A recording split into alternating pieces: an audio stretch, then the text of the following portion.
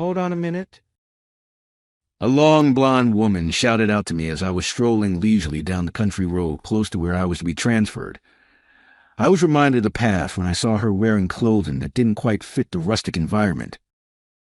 It was a brief respite for someone like me who had been drowning in hopelessness. Then the woman's statements caused an unexpected change in the course of events. Charles is my name, and this year I turned 35. After 5 years of marriage, my wife Julie has been acting strangely lately. She gives me the impression that she is keeping me at a distance. Nevertheless, I made an effort not to obsess over Julie's actions and continued to lead my normal life. However, our previous level of happiness totally collapsed. When I returned home one evening from a late shift, the house was pitch black. Julie would normally still be awake, but because it was close to 10 o'clock, I assumed she had already fallen asleep. In an attempt to avoid disturbing her, I sat on the living room couch after softly opening the front door. I usually eat dinner, take a shower, and go to bed, but that particular evening I was so worn out that I dozed off on the couch. I didn't wake up till the sun streamed through the windows because I had the following day off. My sleep was good. Hold on, where is Julie? Julie typically wakes me up, but she hadn't arrived to pick me up, and it was beyond noon. I went to our bedroom, where we usually share a bed, because I had a feeling something wasn't right. However, Julie was not present, and the scene in front of me was very different from what I was accustomed to. Oh, her jewelry and makeup are gone? Julie's dresser was in the bedroom, but it was empty. I opened the closet in a panic, only to discover my clothing hanging inside. Is it possible that Julie went out? I returned to the living room, feeling a great deal of anxiety. I saw a piece of paper that I hadn't seen the day before at that point. I looked at it after picking it up. Divorce papers were involved. They were already signed with Julie's name. Does this imply that she desires a divorce? Although Julie's actions had raised suspicions in my mind, seeing it expressed in this way paralyzed me. I just stared at the divorce papers for a long time. I've attempted to call Julie and message her ever since, but she has never responded. I didn't know what had caused her to want a divorce in the first place, or why she abruptly left the divorce papers behind and fled. Sitting there in a trance was all I could do. I spent the next few hours immersed in my work, attempting to avoid thinking about Julie as much as possible. However, I believed that continuing in this manner would not benefit Julie or myself in any way. At last, I signed the divorce documents. About a month after Julie's departure, I signed the divorce papers. I signed them, emailed them in, and messaged Julie to inform her. I knew she noticed the message because it said read. Ultimately, though, she never answered. They say you only realize what you've lost once it's gone, and that couldn't be more true. After submitting the papers, I felt like a shell of my former self. I lived each day like a ghost with dark circles under my eyes, barely managing vague responses to anyone who spoke to me. Then one day, amidst those dreary days, I made a massive mistake at work. I've made small mistakes before, but this one was too big for even my boss to cover for me. As a result, I was demoted and transferred to a rural office. I'm sorry I couldn't shield you this time, but honestly, you've been a mess lately. Get it together. I'd spent years building trust with my boss, but even he had finally given up on me. My wife left me. I was demoted at work, and I couldn't help but wonder when I had left, but at this point, maybe I had nothing left to lose. After receiving the news of my transfer, I went home and started packing immediately. That's when I found something unexpected. What's this? A diary? While organizing the closet, I found a diary tucked away in the back. It wasn't something I recognized, so it must have been Julie's. I debated whether to just throw it away, but the thought that it might explain why Julie left made it impossible not to read it. What I found written in it was shocking. The diary was filled with happy moments she'd shared with another man. Julie had been living a blissful life with someone else when I wasn't around. Since she was a stay-at-home wife, she was usually at home, but she must have been meeting him while I was at work. Sometimes she'd say she was going on a trip with her friends and spend the night out. but now I realize those trips were actually with her lover. I've been fooled this whole time. I can't believe I never noticed. The emptiness of being deceived by someone I loved and the strange relief of finally understanding why she left swirled together in my heart. For a while after that, I didn't leave the house, living like a recluse. But even that didn't help heal my heart in the short time before my transfer. In the end, I had to start my new job without recovering from the emotional wounds. The place I was transferred to was a rural town near the ocean where fishing was reportedly very active. I love seafood, so in better times I might have been thrilled. But now, in the depths of despair, I couldn't even taste the food. In such a situation, being demoted felt like the height of bad luck. But I still introduced myself at the new post and received a simple handover. The work was essentially the same as before, so I figured I could manage somehow. But what concerns me the most is the relationships with people. I'm not very good at interacting with others. Before, I'd managed to get by because Julie was there for me. Julie was very sociable and would passionately talk about the importance of communication at work. She taught me various ways to connect with people in a way that suited me. By following her advice, I was able to build trust with my former boss. Remembering those moments brought tears to my eyes again. I tried not to think about her, but the time we spent together was too long to ignore. I told myself I'd have to gradually let go of the past, so I decided to focus on my work as much as possible. When I'm working, I can forget about a lot of things. The worst part is when the workday ends. At home, I'm alone, with no one to talk to. And once I get in bed, I can't help but overthink. And nothing good comes of it. At first, I tried pulling the covers over my head and forcing myself to sleep. But eventually, I realized it was pointless and started going out for nighttime walks more often. Here, it feels like there are fewer people than in the city, and at night the air seems especially crisp. There aren't many streetlights, so I can't go far, but the view of the ocean through the trees is stunning. Watching the gently rolling waves gives me a strange sense of peace, like my soul is being cleansed. On nights when I see the ocean, I can sleep soundly, but the despair I feel about life never fades. I spend my days like that, avoiding unnecessary interaction with others. This rural area doesn't have any nearby stores except for a single supermarket a bit farther away. The supermarket is stocked with all kinds of foods, and the seafood and vegetables look incredibly fresh. Since Julie left, I'd lost my sense of taste, but just looking at them made me feel like cooking again. I grabbed a few random items and headed to the register. Maybe it was the time of day, but there was hardly anyone in line. After waiting for a bit, it was my turn. The cashier, a woman, scanned the items methodically and efficiently packed them into bags. When I handed over the money, she held out the receipt, so I reached out to take it. In that moment, my eyes met hers, and I instinctively looked away. As I hurried away from the register, I felt like she wanted to say something. But right now, I don't have even the slightest energy to talk to anyone, so I quickly left. There at home, I cooked a meal using the seafood I'd bought, which gave me a small sense of fulfillment. Since then, it became my routine to visit the supermarket, buy good ingredients occasionally, and secretly enjoy a quiet drink at night. One day, while walking along a country road, a blonde woman with long hair suddenly called out to me, "Wait a second." I was enjoying the cool breeze, so her sudden voice startled me. When I turned to look, I saw she was dressed in a way that didn't quite match the rural surroundings. Seeing her outfit reminded me of the past.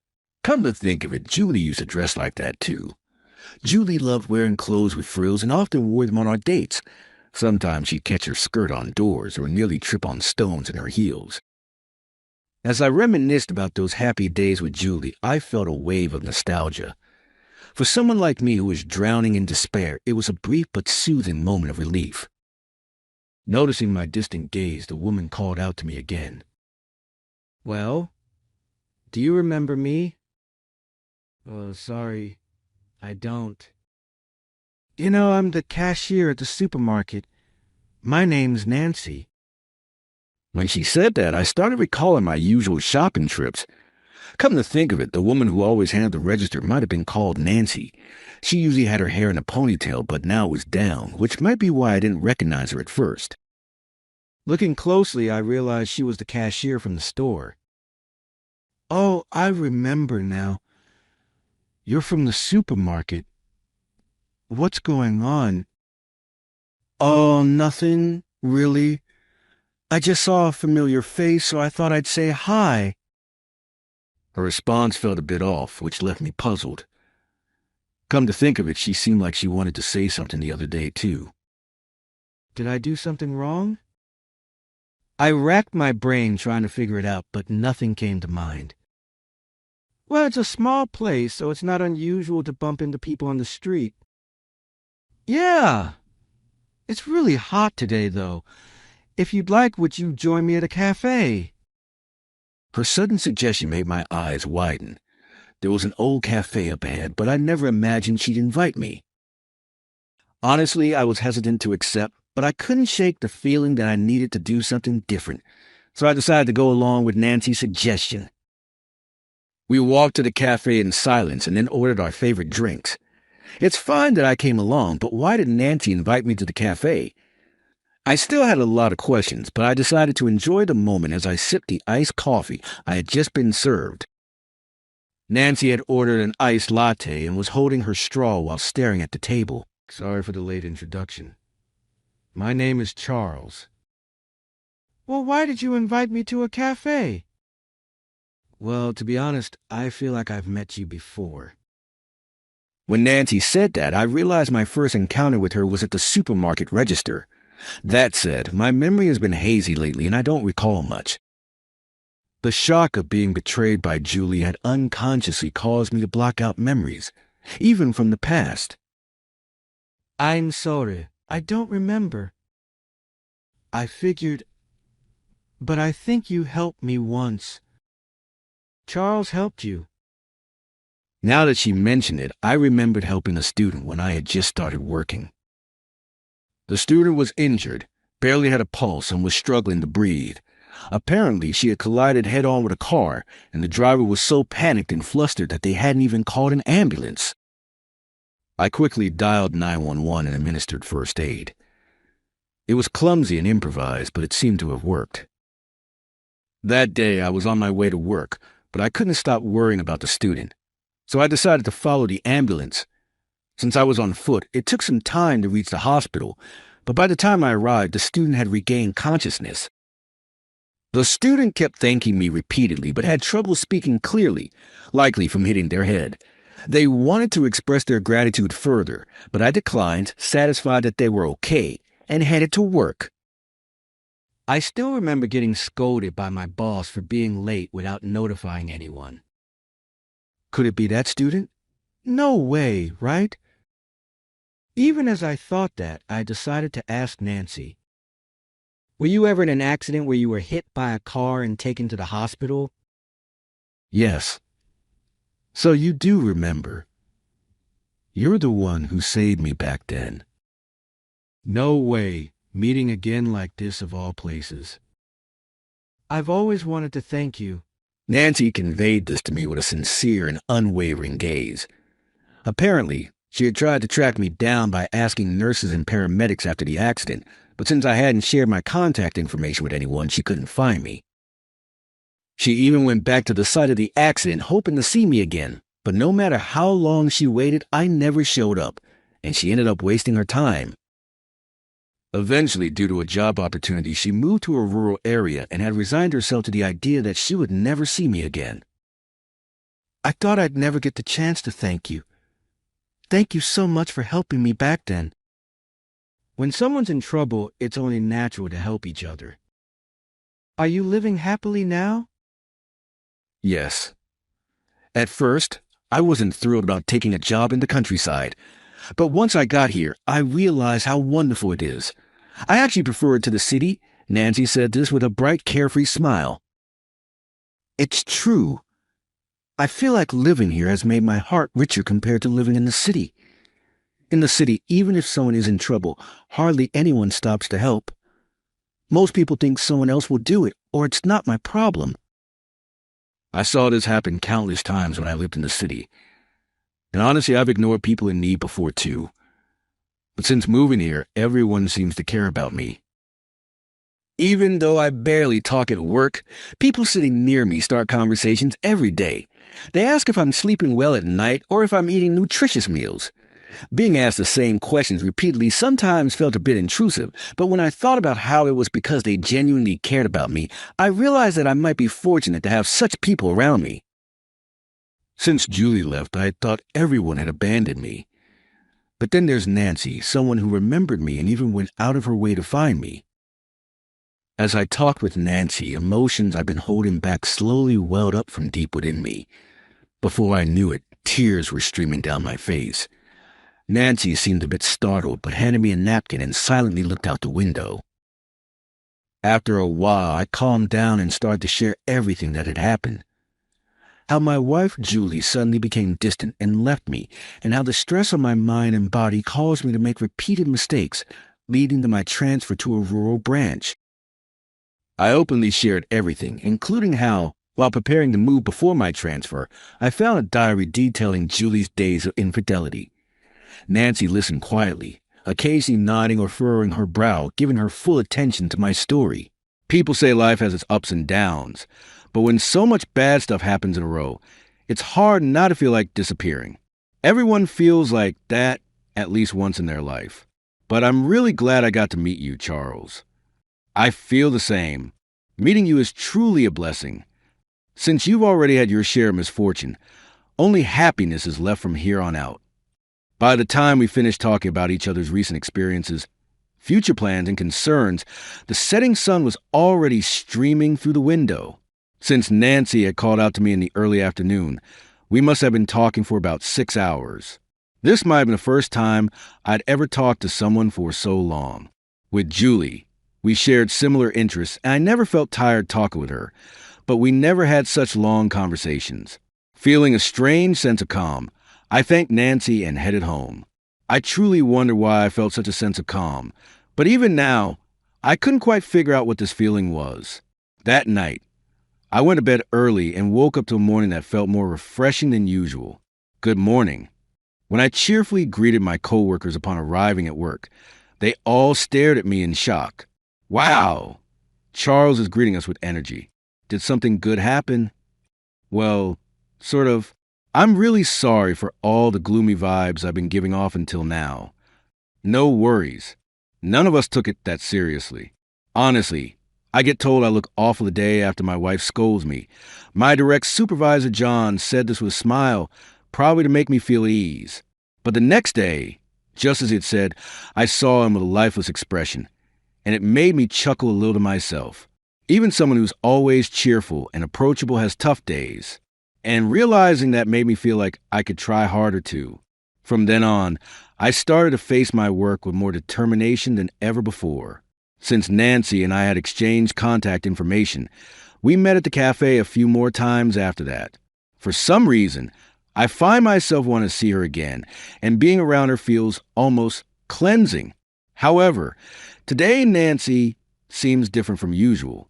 She's usually so bright and carefree, but today she seems to be forcing her smiles, and she hardly makes eye contact with me. Nancy, is something wrong? If there's anything bothering you, please tell me. The truth is, my parents passed away. I went to their funeral recently, but it still doesn't feel real, and I can't seem to accept it. It seemed that Nancy had lost both of her parents. I didn't ask how they had passed, and she didn't offer an explanation, but I could imagine.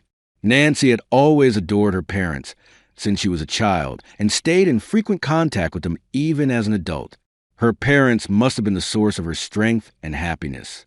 Since then, Nancy had been deeply depressed, and her usual cheerful smile was nowhere to be seen. She still keeps in regular contact with me and comes to the cafe like this. But I couldn't help worrying about Nancy, who seems so different from the person she used to be. Why don't we try to do something to take your mind off things today? Take my mind off things? With that, I gently took Nancy's hand and led her toward the beach. The beach was just a short walk away, but I knew a slightly hidden spot nearby. It had an open stretch of sand, yet I'd rarely seen anyone there. I didn't know there was a place like this. Well, I discovered it while wandering around when I was feeling down. I've been coming here to watch the ocean whenever things get tough. I sat down on the sand, and Nancy took a seat next to me. For about an hour, we silently watched the waves roll in and out. The ocean, it makes me feel so calm. I used to be so afraid of it. Were you afraid of the ocean? Well, I almost drowned when I was little. Ever since, I've avoided going near it. Hearing Nancy's story, my first thought was how unexpected it was. From the way Nancy usually carried herself, I never would have guessed she had any fears. But perhaps she had been trying her best to hide her vulnerabilities all along. As I reflected on my interactions with others throughout my life, I realized that most people are likely the same. They work hard to conceal their flaws and try to appear as ordinary as possible. Yet when something cracks, everything they built can come crashing down, and the things they once took for granted disappear as if it were inevitable. Everyone lives their lives through trial and error, trying to figure out what's true and what they should believe in. Glancing at Nancy, who was staring pensively at the ocean, I found myself lost in these thoughts. Shall we get a little closer? At my suggestion, Nancy gave a small nod. We took off our shoes and socks and slowly approached the waves. Make sure you hold my hand tightly. Of course, don't worry. I'm here with you. As the waves drew closer to our feet, Nancy's grip on my hand grew stronger. The moment the water touched her feet, she squeezed her eyes shut tightly. Then, cautiously, she opened her eyes and turned to me with a smile. It's not scary at all. Well, it might help that we're just in the shallow part. On hot days like this, cooling off your feet like this is the best. Nancy began to stomp lightly, enjoying the sound of the water, but she still hadn't let go of my hand. Perhaps she was not entirely comfortable yet. Watching Nancy splash playfully in the water was so endearing that I couldn't help but smile without realizing it. What are you laughing at? Noticing my smile, Nancy muttered, Sorry, I couldn't help it. I just thought you looked really cute. Nancy, cute compliments won't get you anything, you know. With that, Nancy walked back to where we had left our shoes. On the way home, the setting sun cast a red glow over both of our faces, but I was keenly aware that my face was red for a different reason. That's why I was genuinely relieved the sunset was there to mask it. When I got home, I decided to sort through my feelings. That's when I realized the emotions I had for Nancy were romantic. This is bad. How am I supposed to face her now? Nancy probably just sees me as someone to talk to, nothing more. To me, she's a wonderful conversation partner and someone I feel is indispensable in my life. If my feelings were to become obvious and push her away, I'd regret it deeply. So, I decided to lock away my romantic feelings for her. Though I made that resolve, every time I saw Nancy, those feelings only grew stronger. I figured taking a break from seeing her would help me calm down. So I started limiting our contact and gradually reduced how often we met. Charles, have you been avoiding me recently? The day we met at the cafe for the first time in 2 months, Nancy suddenly asked me this. I didn't know how to respond and fell silent. If I've done something wrong, I'm sorry. And if you don't like me anymore, let's make today the last time we meet. No, that's not at all. You've got it wrong. I don't dislike you. Then why haven't you been replying to my messages or agreeing to meet? Seeing Nancy's sad expression made me feel incredibly guilty. Realizing I couldn't keep hiding the truth, I decided to be honest about my feelings. The truth is, I've fallen for you, Nancy. But I didn't want to ruin our relationship, so I tried to distance myself. Wait, did you just say you like me? There's an age gap between us, and I didn't want to scare you. Nancy is 5 years younger than me, and I thought the idea of me having romantic feelings for her would probably shock her. I thought you hated me, but knowing that's not the case makes me feel so relieved. I'm sorry. Can we go back to being friends like before? No. Hearing Nancy say no made me feel utterly crushed, as I feared the very thing I dreaded had happened. While I sat there, defeated and with my head hanging low, Nancy hurriedly added to her words, sounding flustered. That's not what I mean. I don't want to stay as just friends. I want us to be together as a couple. A couple? Are you saying you like me too? In response, Nancy nodded. I had never even considered the possibility that Nancy might have feelings for me too. At the same time, I felt incredibly happy that I no longer had to hide my own feelings. From then on, we started going on dates as a couple. Since it's a rural area, there aren't many traditional date spots, but I didn't mind at all. With Nancy by my side, everything felt bright and wonderful, no matter where we were. Our relationship progressed smoothly, and soon we began talking about moving in together. When should we move in together? Since the lease renewal is coming up, I'd like to decide soon. Yeah, how about in 2 months? Sounds good, but we might need to start looking for a place now, or we might not make it in time. We rushed to find a place, and 2 months later, we were able to move in together. It had only been a week since we moved, so the house still had boxes lying around, and there were things we hadn't gotten yet. The foundation of our life wasn't fully set up. Even so, it was a time that made me realize how truly happy it is to be with someone you love. What are you doing over there? While I was standing alone on the balcony of our new place, Nancy found me. Well, I was just reflecting on everything that's happened. Like your ex-wife? Yeah, but recently I can hardly remember much. That's thanks to you, Nancy. As we were talking, my phone, which I had kept in my pocket, started vibrating. I wonder who's calling at this hour. It was already around 1 p.m., so it couldn't have been from work. Also, very few people ever call me directly. The phone was showing a private number, so I couldn't tell who was calling. I thought maybe I shouldn't answer a private number, but I accidentally hit the answer button. Hello. Since I had already picked up, I decided to talk to whoever was on the other end of the line. When I found out who it was, I couldn't hide my surprise. Hello, is this Charles? I've been wanting to talk to you. That voice could be Julie? It's been a while. When I got back to the house, I heard you had moved out and were transferred at work. It seemed Julie had returned to our old house, realized I wasn't there, and then went to the office. However, since I had already been transferred, she didn't know where I was and called me. I've been thinking a lot, and I feel really sorry for what I did to you, Charles. I want to get back together with you. Please, can we meet? I couldn't believe she was calling me out of the blue after several years. What was she going to say? If it had been right after we broke up, maybe I would have been happy to hear from her. But now, I had just started living with a woman I loved, Nancy, and I was finally about to find true happiness. I couldn't allow anything to destroy that. And I knew exactly why Julie was suddenly calling me. I heard from our mutual friend you broke up with your lover, right? Yeah. I realized I was wrong, and don't give me that. I heard you got dumped, and I also heard the wife of your lover found out and asked for compensation. How do you know all that? Actually, a little while ago, our mutual friend had called me and told me about Julie's situation. Julie had been asked to pay compensation by her lover's wife and was now struggling with how to pay it. That's probably why she thought about getting back together with me, hoping I could help her with the money. She left without a word, and now she's calling me out of the blue. She's really only thinking about herself. As I sat there feeling speechless, Nancy must have sensed the situation and spoke up. What's wrong? Did something happen? Julie called me. I'll talk to her. Put it on speaker. As Nancy looked at me with a direct gaze, I switched to speaker mode just as she suggested. Is this Julie? I'm Nancy, and I'm dating Charles. Dating? What do you mean by that? Charles is really an amazing person. Thank you for breaking up with him. Hey, are you trying to start something?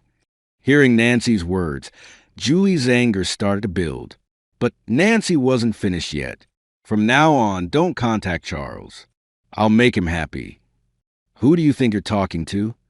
Julie still seemed to have more to say, but I pressed the end call button before I could hear any more. Well, it probably didn't matter. It was all meaningless anyway. I'm sorry if I made you uncomfortable. No, it's fine. I'm glad I said what I needed to say. I feel so much better. I always thought Nancy wasn't the type to get angry, but she was clearly upset. Earlier that evening, we opened the wine I had been saving for a special day and shared it together.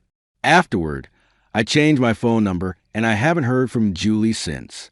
In fact, when I'm with Nancy, I forget about Julie entirely. Today, when we submitted our marriage registration, I thought about Julie for just a moment, but Nancy's smile quickly wiped away any unpleasant memories. Lucas looked at me across the conference table and said, "Your worries are exaggerated and expensive. We need people who put efficiency first." You can call me Frank Delaney. I have been Ironwood Forge's plant operations manager for the last 14 years, and I am 55 years old. I worked my way up from the factory floor in Akron, Ohio, for 21 years prior to that. I was familiar with every machine, safety procedure, and shortcut that could cause a guy to lose his fingers or worse. The board appointed Lucas Wynn as CEO in precisely 7 months in order to optimize operations and increase shareholder value. He was the type of guy who walked over oil puddles that ought to have been cleaned up weeks ago while wearing Italian shoes to a metal fabrication company to discuss growth metrics and pain concerns. His decision to forego our quarterly safety training was the first warning sign. A full day of production lost, as he put it. Schedules for maintenance then became flexible. Replacements of parts were postponed. In order to reduce visual clutter, warning signs were removed from hazardous locations. I first voiced my worries in private. I showed him the data, the reports of near misses, and the industry norms that we were now disregarding. He grinned, nodded, and took no action. I therefore kept a record of everything. Every infraction, disregard for advice, and rejection of maintenance requests. I sent the executive team an email that morning highlighting the urgent need for repair on a vital hydraulic press. The safety barrier was damaged, and the pressure gauges were malfunctioning. It was like playing Russian roulette when you used it. I suggested turning it off right away. The entire leadership team was present when I was summoned into the conference room 2 hours later. Lucas gave his verdict at that point. "We value your years of service, Frank, but your goals no longer line up with our goals for Ironwood Forge." Eyes fell around the table. No one raised their voice. I've been working with these folks for years. I knew the names of their families. They now studied their notepads as if they held the universe's secrets. Lucas went on, "You'll get 2 months severance. The exit procedure will be managed by human resources." I refrained from arguing. I didn't speak louder. I simply gave one nod and got to my feet. I briefly glanced at Vanessa from finance as I made my way to the door. Something was there, a mixture of respect and dread. She was aware that something was off. They all did. However, I also had knowledge that Lucas did not. Not all of my paperwork had ended up in company emails that could be removed. I had copies, complete, thorough, and prepared for submission to those who would genuinely be interested. I started at Ironwood Forge back when it was called Midwestern Metal Works. I began on third shift running a stamping machine 6 months after my 19th birthday. It was hot, dangerous work, but it paid better than anything else in Akron for a kid with just a high school diploma. My father had worked 42 years at Goodyear before his retirement. "Make yourself necessary," he told me on my first day. "Learn everything. Be the guy they can't replace." So I did. I learned every machine. I took night classes in industrial engineering. I volunteered for the safety committee because nobody else wanted it. By my 15th year, I was floor supervisor. By my 21st, I was operations manager for the whole plant. 350 people reported up to me. I knew their strengths and their weaknesses. I knew which ones needed a firm hand and which ones worked better with encouragement. My wife Elaine used to tease me, "You care more about those machines than our own kitchen appliances." Maybe she was right. Our dishwasher had been making a grinding noise for 6 months, but at work I knew that grinding noise could mean someone losing a hand by the end of the shift. When Old Man Winters ran the company, safety was priority one. "Production targets don't matter if someone doesn't go home to their family," he'd say. The safety record was posted at the entrance every month, and bonuses were tied to keeping accident rates low. After he retired, Ironwood drifted through 3 different ownership groups in 10 years. Each one was a little less connected to the work we actually did. Each one was a little more focused on quarterly numbers. Lucas was just the latest and worst in that progression. The first time we met, he asked how quickly we could double production. I told him we'd need to hire more people and maybe add another shift. He frowned like I'd insulted him. What about just running the machines harder, he asked. Warning bells went off in my head right there. But I tried. God knows I tried to make him understand how things worked on the floor. For months, I watched the small changes pile up. Maintenance intervals stretched. Safety equipment became optional. Experienced workers who raised concerns were the first to be let go when Lucas started his efficiency layoffs. I still remember Tommy Wilson, 26 years with the company, finding me in the parking lot the day after he was cut. "You're the only one left who remembers how things should be, Frank," he said. "Don't let them turn that place into a death trap." I promised him I wouldn't. Now I was walking to my office to clean out my desk, that promise still echoing in my ears. Human Resources gave me 30 minutes to collect my things. Cheryl from HR stood awkwardly by the door while I emptied my desk. We worked together for 12 years. Now she couldn't meet my eyes. "I need your keys and badge," she said finally. "And you'll need to sign these." She slid termination papers across the desk. I signed without reading them. What was the point? My career at Ironwood was over either way. As I was packing the last of my personal items, a coffee mug my daughter made in high school ceramics class, a few family photos, Terry Baker from maintenance appeared in the doorway. Cheryl stepped outside to give us a minute. "This is wrong, Frank," Terry whispered. "Everyone knows it." I just nodded, keeping my voice low. "How's that hydraulic press running?" "They've got Jason operating it now. Kid's been here 8 months, Frank. 8 months. Terry shook his head. "Lucas told us to hit the production targets no matter what." My stomach tightened. Jason was a good kid.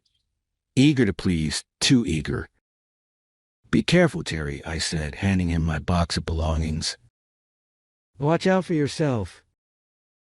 In the parking lot, I sat in my truck for a long time, staring at the building where I'd spent more than half my life. The reality of what happened was finally hitting me. My job was gone.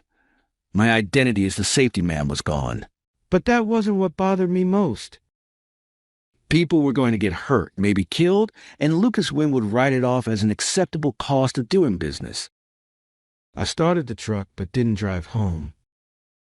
Instead, I went to the public library, logged onto a computer, and spent 3 hours organizing all my documentation. Every email, every inspection report, every maintenance request that had been denied, photos I'd taken of blocked fire exits, disabled machine guards, and leaking chemical containers. Then I wrote a detailed cover letter explaining the systematic dismantling of safety protocols at Ironwood Forge since Lucas Wynn had taken over. When I was finished, I drove to the nearest FedEx location and sent the entire package to the Occupational Safety and Health Administration office in Columbus. On the way home, a strange calm settled over me. For months, I've been fighting a losing battle inside the system, following the rules, respecting the chain of command, trying to protect my people while playing by a Lucas-rigged game.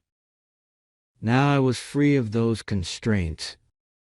As I pulled into my driveway, my phone buzzed. It was a text from Vanessa in finance. "Lucas is having them run that hydraulic press around the clock. 3 shifts, no maintenance break. What should we do?" I didn't respond immediately. Instead, I went inside, kissed Elaine hello, and poured myself a rare glass of bourbon. "You're home early," she said, studying my face. "I got fired." Her eyes widened. "What? Why?" "For doing my job," I said, taking a slow sip. "But I'm not finished yet." I picked up my phone and texted Vanessa back. "Document everything. I've got a plan." 3 days later, I got a call from Patricia Simmons at OSHA. "Mr. Delaney, we've reviewed your submission regarding Ironwood Forge," she said. I'd like to discuss some of these allegations in person. We met at a coffee shop 20 minutes from Akron. Patricia was younger than I expected, maybe mid-30s, but her questions were precise and knowledgeable. She'd clearly done her homework. "We take these reports seriously," she said after 2 hours of detailed discussion, "especially when they come from someone with your experience. But you should know that Ironwood has a spotless official record." "Of course they do," I said. "Lucas has been falsifying the internal accident reports, paying off minor injuries out of petty cash, threatening people's jobs if they complain." Patricia nodded, making notes. "We'll need to conduct an inspection. It may take a few weeks to get approval and arrange the visit." "People might not have a few weeks," I said, thinking of that hydraulic press running 24 hours a day. "I understand your concern, but we have procedures." "Procedures won't help Jason Parker if that press fails," I interrupted. "Or anyone else on that floor." She gave me a sympathetic look. "I'll expedite things as much as I can. In the meantime, is there anyone still at Ironwood who might speak with us?" I thought about it. Maybe. But they'd be risking their jobs. After Patricia left, I sat there feeling the weight of time pressing down. Bureaucracy moves slowly. Industrial accidents happen in an instant. That evening, I called Terry Baker. "How's it looking in there?" I asked when he answered. "Bad, Frank. Really bad." His voice was low, like he was afraid of being overheard. "That press is making noise I've never heard before. Lucas has got 3 temps running it who barely know which button turns it on. I tried to show them proper procedures, and he pulled me aside. Said if I didn't get with the program, I'd be next." "OSHA's going to inspect," I told him, "but it might take weeks." The silence on the line told me everything. "Someone's going to get hurt before then," Terry finally said.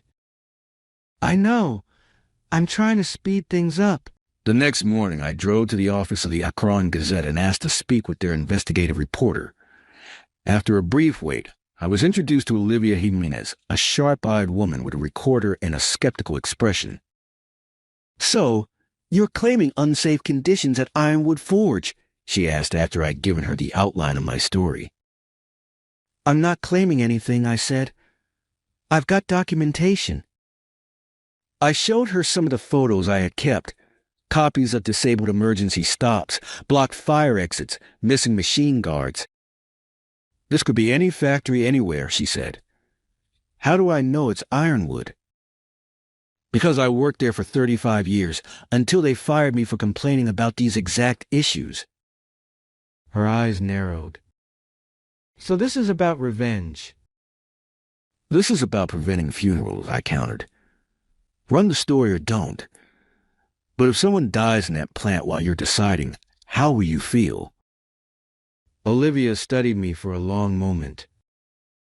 "I need more than just your word. Are there current employees who would verify these conditions?" Before I could answer, my phone rang. It was Vanessa. "Frank," she said, her voice shaking, "there's been an accident. The hydraulic press. Jason's hurt bad. Ambulance just left." My stomach dropped. "How bad?" "They're saying he might lose his arm." I looked at Olivia. "You just got your verification." 2 hours later, Lucas Wynn held a press conference outside Ironwood Forge. He stood with perfect posture in his perfect suit, expressing deep concern for Jason's unfortunate accident. "Safety is our #1 priority," he told the cameras with practiced sincerity. "This was an isolated incident caused by operator error. We're conducting a full internal investigation." Then he played his trump card. "Unfortunately, we believe this accident may have been related to deliberate sabotage by a recently terminated employee who had expressed dissatisfaction with company policies." "He never said my name. He didn't have to." By that evening, 2 police officers were at my door with questions about my whereabouts that morning. My phone was ringing with calls from former colleagues, asking if I'd really done what Lucas was implying. Next morning, I hired an attorney. Harold Greenberg had represented union workers for 40 years and knew every trick companies played to dodge responsibility. They're trying to make you the scapegoat, Harold said bluntly. It's actually good strategy on their part. Blame the disgruntled ex-employee. Drag your name through the mud. Tie everything up in investigations until the heat dies down. But I wasn't even in the building. I protested. They have security cameras. Harold nodded, which they control. Look, Frank, this isn't about truth. It's about liability. If they can pin this on you, their insurance rates don't go up. They don't face regulatory penalties. An inevitable lawsuit from Jason focuses on you instead of Ironwood. So, what do? We fight back with facts. You said you've documented everything. Everything. I confirmed. Going back months. Good. But we need more. We need to know what they're saying internally about the accident. That evening, Terry Baker and Vanessa Morris met me in Harold's office. Both looked nervous, constantly checking their phones. Lucas called an all-hands meeting after you left, Terry explained. Said anyone talking to you or the press will be terminated immediately. Made everyone sign new NDAs. But you're here, I said. Terry's weathered face hardened. I've been there 30 years, Frank. What happened to Jason? That's not what we stand for, or used to anyway. Vanessa nodded. I processed the maintenance request for accounting. I've got copies of everything Lucas denied over the past 6 months, including 3 separate work orders for that hydraulic press. She handed over a USB drive. He's been systematically cutting corners everywhere, not just safety, quality control, environmental compliance, even proper tax withholding, anything to make the quarterly numbers look better. Harold reviewed the files while we talked. When he looked up, his expression was grim. This goes beyond negligence, he said. This is willful endangerment. But it still doesn't prove Frank wasn't involved in the accident. Maybe this will help, Terry said, pulling out his phone. I recorded the safety training, or lack thereof, that Lucas gave the temps before putting them on the press. The recording was short. Lucas essentially showed them the power button and the emergency stop, then told them production targets for the shift. That's about 2% of the proper training. I said, did Jason get even this much? Less, Terry said grimly.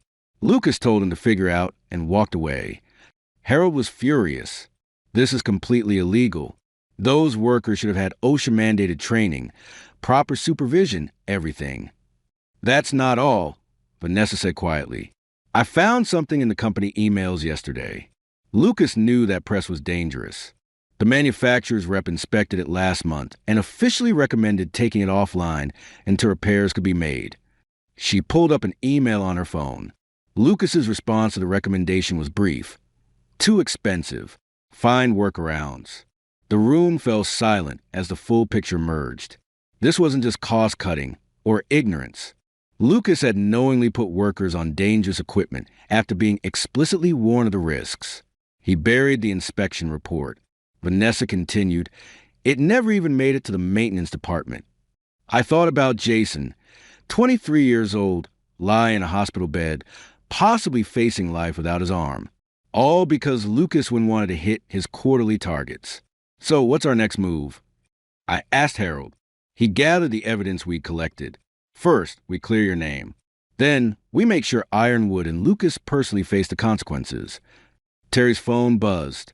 He looked at it, and his face went pale. What is it? I asked. OSHA just showed up at the plant, he said.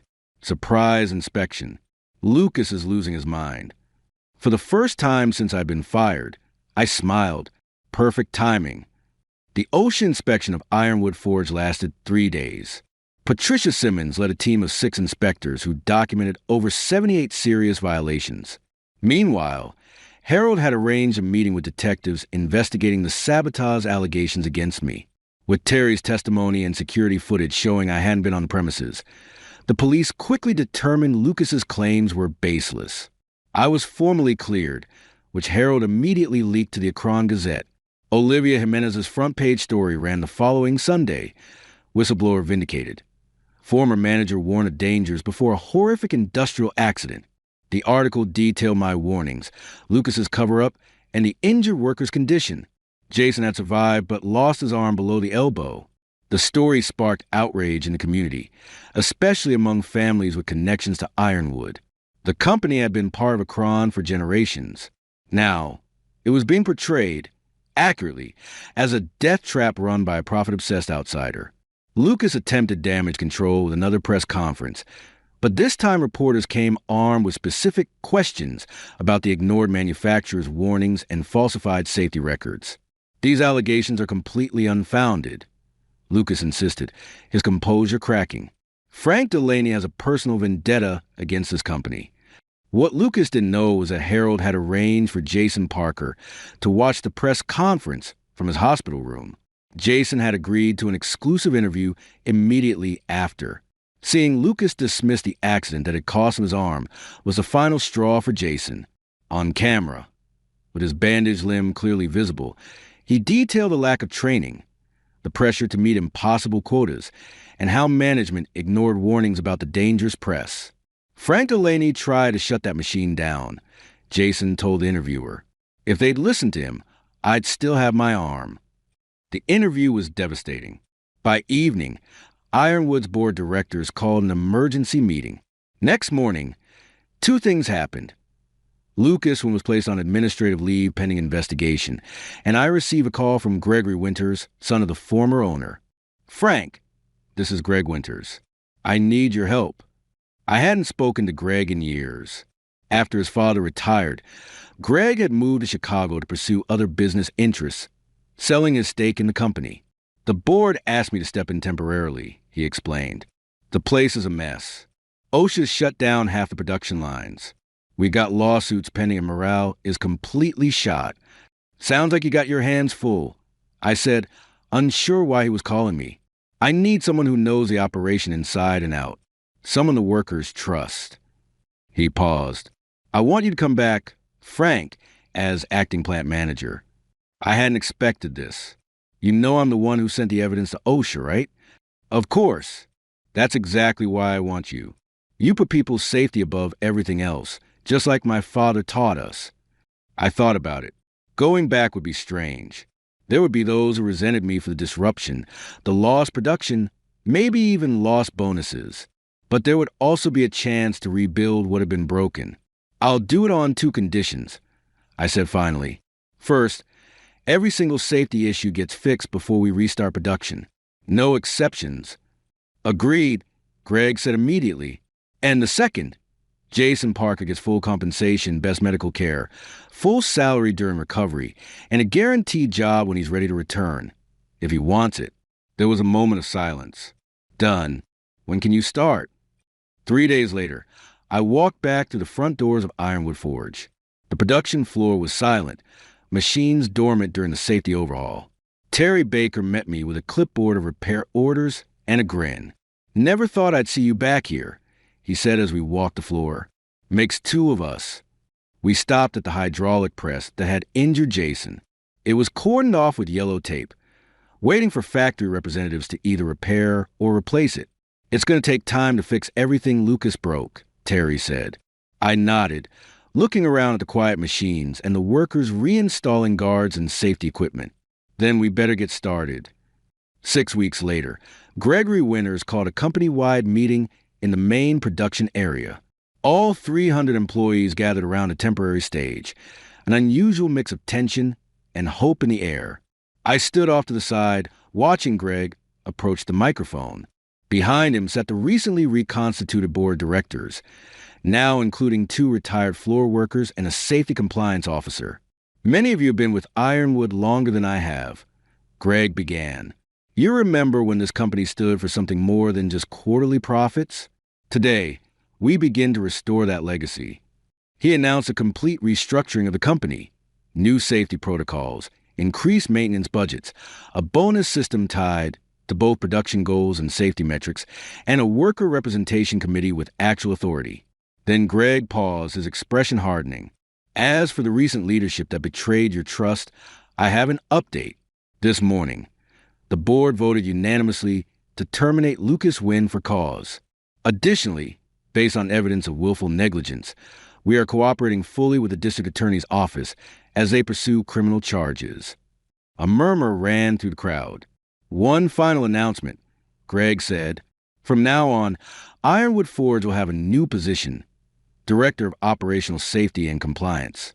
This person will have final authority over any decision affecting worker safety, with direct report to the board." Greg gestured toward me. "Frank Delaney has agreed to accept this position effective immediately." The silence broke into applause, not polite corporate applause, but the genuine appreciation of working people who understood what had been at stake. As I stepped forward, I caught sight of Jason Parker at the back of the room. His left sleeve was pinned up, but he was smiling. He gave me a nod, one that carried both forgiveness and gratitude. I nodded back, then turned to address my colleagues. 3 months after returning to Ironwood, I drove to the county courthouse for Lucas Wynn's arraignment. He faced multiple charges, including criminal negligence resulting in serious bodily injury. I didn't need to be there. The case would proceed with or without my presence. But something in me needed to see it through to the end. Lucas looked smaller somehow in his expensive suit, standing before the judge. When he turned and saw me in the gallery, his face flushed with anger. I just watched him passively as he pleaded not guilty and was released on bail. Outside the courthouse, Lucas approached me in the parking lot. "Happy now, Frank?" he demanded. "You destroyed my career over one accident." "It wasn't just one accident," I replied calmly. "It was a disaster waiting to happen. You knew the risks and chose profit anyway." "That's business," he said dismissively. "No, that's criminal." I turned to leave. "I'll beat these charges," he called after me, "and then I'll sue you for everything you've got." I didn't bother responding. Some men never learn. The following weekend, I visited Jason at his apartment. He was adapting to his prosthetic arm, determined to return to work after completing physical therapy. We sat on his balcony, drinking iced tea. "I've been meaning to ask you something," Jason said. "You could have just walked away, found another job. Why'd you fight so hard?" I thought about it. Because some things matter more than a paycheck. When you see something wrong, really wrong, you got 2 choices: look the other way or do something about it. Jason nodded. "Well, I'm glad you did something." As I drove home that evening, I felt a peace I hadn't known in a long time. Ironwood was running safely again. Production numbers were actually up due to better maintenance and morale, and I was doing work that mattered. Sometimes standing your ground means walking away first, but that doesn't mean you're finished.